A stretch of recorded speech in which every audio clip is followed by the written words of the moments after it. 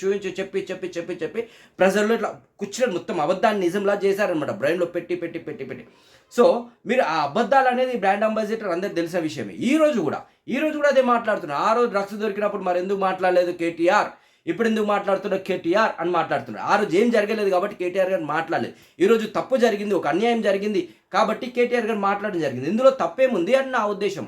So ఎంతసేపు మీకు మీడియాలు ఉన్నాయి, మీకు మెయిన్ స్ట్రీమ్ మీడియాలు ఉన్నాయని ఇష్టం వచ్చినట్టు మాట్లాడుతున్నారు అనుకుంటున్నారేమో, కానీ అక్కడ జరిగిన తప్పేందో అది ప్రజలకు తెలుసు, అందరికీ తెలుసు. ఎందుకంటే 9 రోజులు 10 రోజులు చూస్తున్నారు, 10-15 రోజుల నుంచి ఏం జరిగింది, బండి భగీరథ్ ఏం చేశాడు, అక్కడ అమ్మాయికి ఎలాంటి అన్యాయం జరిగింది అందరికీ కూడా తెలిసిన విషయమే.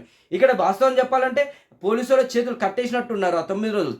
వాళ్ళకి ఫ్రీ హ్యాండ్ ఇస్తే మన దగ్గర ఎంతసేపు అండి, పోలీసులకు కనుక ఫ్రీ హ్యాండ్ ఇస్తే అసలు ఏం అక్రమాలు అరాచకాలు లేకుండా మన పోలీస్ డిపార్ట్మెంట్ చాలా సమర్థంగా పనిచేస్తారు. కానీ వాళ్ళ మీద కొంతమంది ఉండి వాళ్ళని ఆపుతూ ఉంటారు. అదే మన దౌర్భాగ్యం. సో దీని మీద కామెంట్ చేయండి. Thank you.